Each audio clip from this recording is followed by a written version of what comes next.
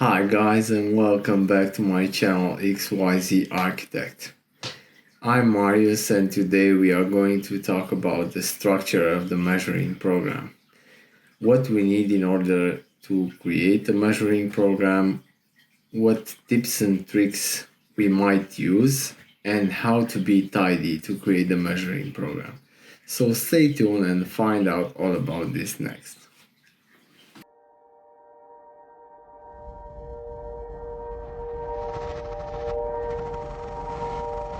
Okay guys, so the task comes and you have to create a new measuring program.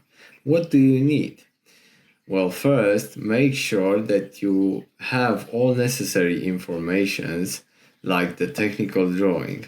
What dimensions need to be measured? Is it necessary to measure all dimensions from the drawing, or is it just a process problem that you have to focus only on some specific dimensions? Whatever the case, make sure things are clear. And if you want to make things easier for you, make sure you have the CAD model of the parts that need to be measured. Good. You have all you need to start. Next, you have to analyze the technical drawing.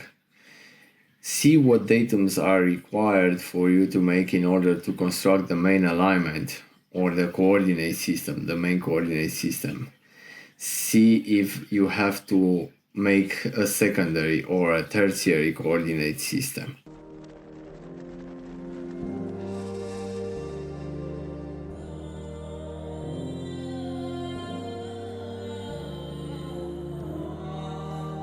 Mark all the datums on the drawing.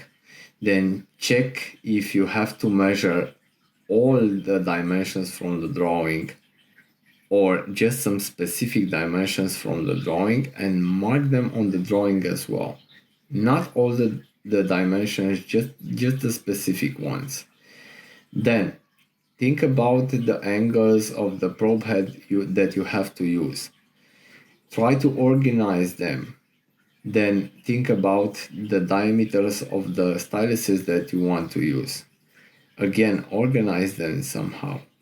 You see, you have to think about these things mentally before you start doing them physically.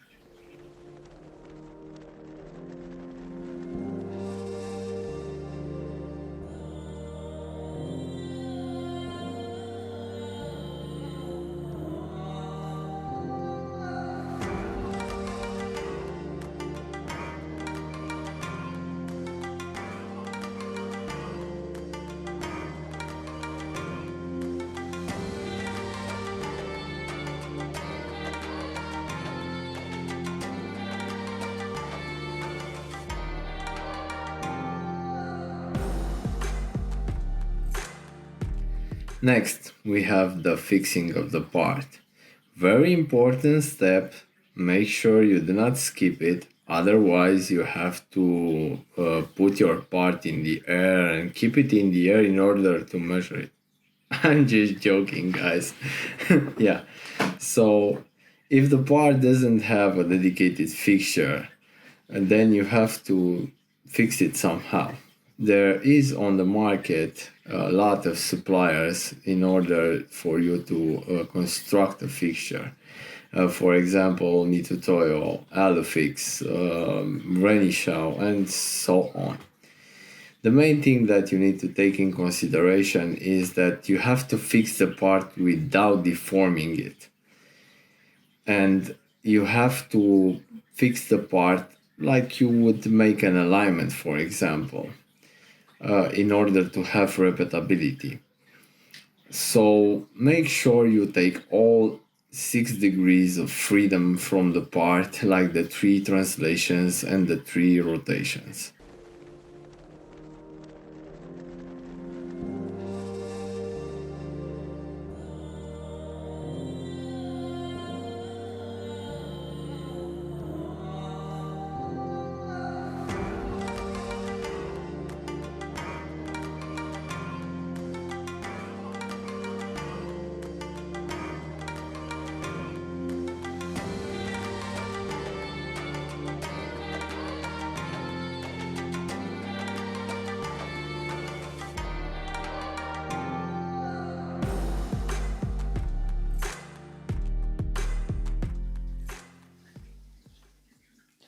Now you have to make the first alignment.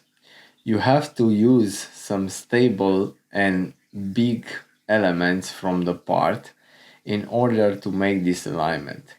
Use planes if possible, and use 3 planes, one on the x-axis, one on the z-axis, and one on the y-axis.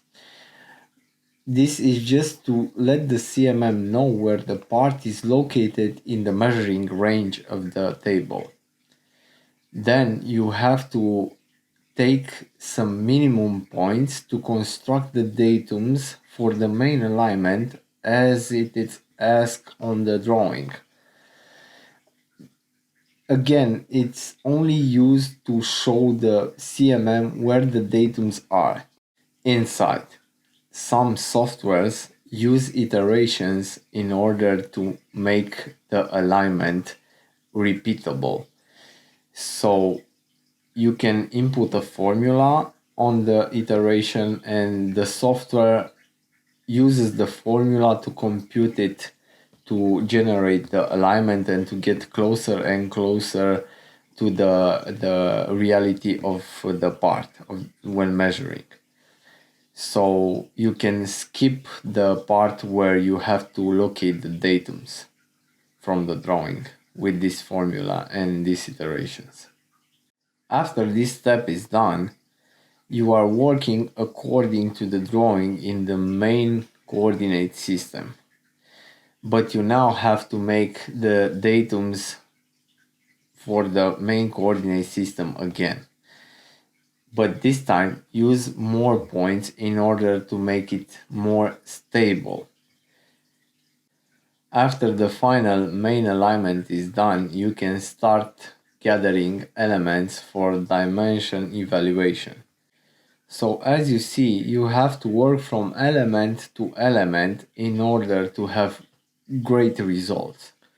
Another trick, use views from the drawing when working. Make all dimensions from a view, then move to the other view and make the other dimensions. This is just to prevent lose time and to keep machine movement at a minimum. When you finish gathering the elements from the drawing that are needed to make the evaluation, you can generate the measuring report.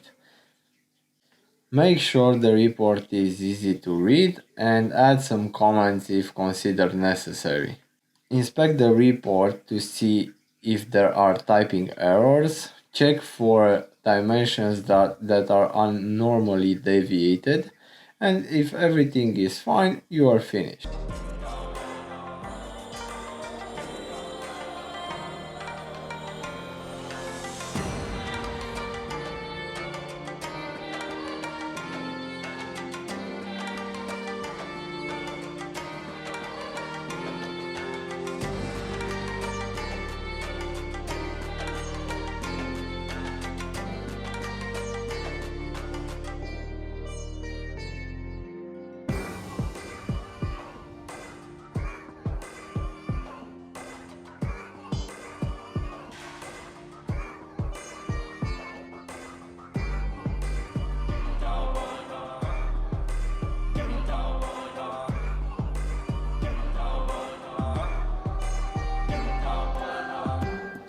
Congratulations guys! You have just finished your first measuring program. If only things would be this simple. The important thing of programming has yet to come. This was just the structure, but we will get there.